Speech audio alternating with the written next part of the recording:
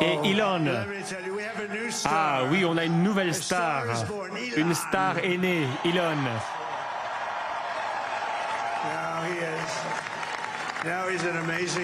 Oui, il est formidable. On a passé du temps ensemble et on a passé du temps à Philadelphia et dans différentes régions de la Pennsylvanie. On a fait campagne.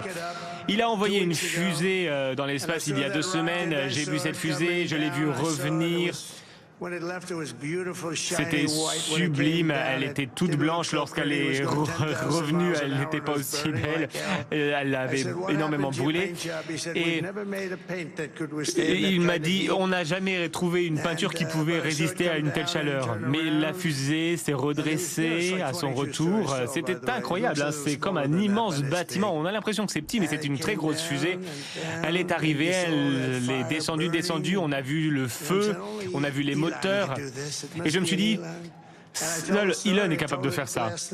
Et il m'a raconté cette histoire hier. Il y avait l'écran sans le son, j'ai vu un homme à l'écran, un homme très important, l'une des personnes les plus importantes du pays même, je dirais. J'étais président et à présent, bon, il semblait que j'allais redevenir président, donc je me suis dit, je peux peut-être le faire patienter. Je lui ai demandé de patienter. Et évidemment, comme ils savent que vous allez devenir président, ils attendent. Je regarde l'écran et je vois cette fusée, c'est incroyable, j'ai l'impression qu'elle va rentrer en collision avec la tour. Et je me suis dit, oh non, non.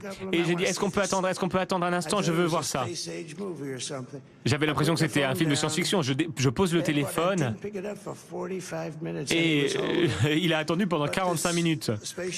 J'ai vu cette fusée redescendre et j'ai vu les moteurs s'allumer, j'ai cru qu'elle allait s'effondrer dans l'architecture et j'ai vu que la fusée finalement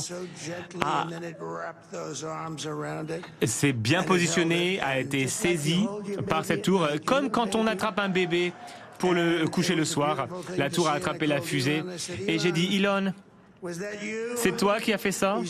Il a dit, oui, oui. Et j'ai dit, qui d'autre peut faire ça? Est-ce que la Russie sait faire ça? Non. La Chine? Non.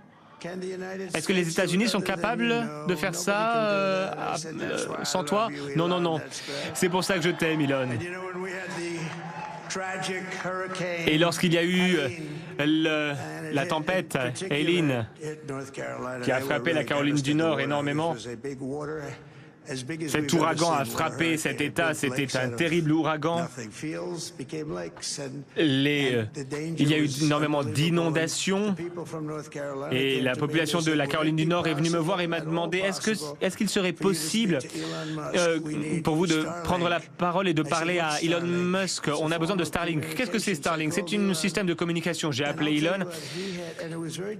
C'était très dangereux. Il y avait des personnes qui mouraient. Il n'y avait pas de communication. Toutes les connexion était rompue et j'ai appelé Elon et je lui ai dit, Elon, il paraît que tu as quelque chose qui s'appelle Starlink. C'est vrai? Oui. Qu'est-ce que c'est?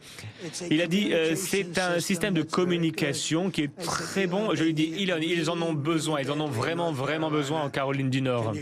Est-ce que tu peux mettre ça en place? Il y est allé très, très vite, tellement vite. Et c'était très, très bien. Ça a sauvé beaucoup de vies. Il a sauvé beaucoup de vies grâce à cela. C'est un personnage, il est spécial, c'est un génie. On doit protéger nos génies. On n'en a pas tellement.